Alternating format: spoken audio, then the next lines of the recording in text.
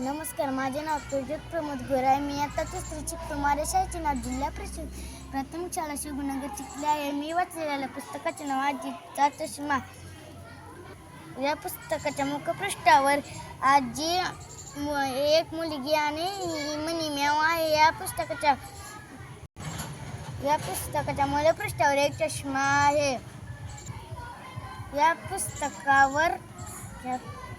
या पुस्तकात 3 पात्र आहेत: मनी म्याव, रमा आणि आजी. एक आजी होती. एके दिवशी ती तिचा चष्मा शोधत होती. तिचा चष्मा सापडला नाही म्हणून ती रमाला उठवायला गेली. रमा इतकी का झोपली.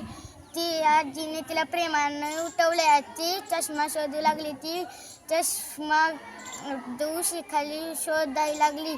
तिला तिथं चष्मा सापडला नाही म्हणून ती टेबलापाशी गेली. आजी तिथे वर्तमानपत्र आणि गोष्टीचे पुस्तके वाचत असे. ती कवा पुस्तकामध्ये चष्मा घालून ठेवत असे.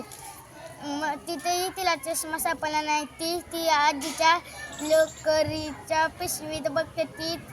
तिने अर्धे विणलेले स्वेटर होते. तिथेही तिला सापडला नाही चष्मा. पुन्हा ती आरशापाशी गेली. कवा आजी केस विचारायला आल्यावर तिथे आरशावर चष्मा ठेवत असे. तिला तिथे सापडला नाही. ती बाहेर गेली आणि वाळू घातलेल्या कपड्यावर बशी बघायला लागली. आजी वाळू घालताना कपडे तिथेही ठेवत असे. चष्मा तिथेही तिला सापडला नाही. ती पलंगाखाली बघितली.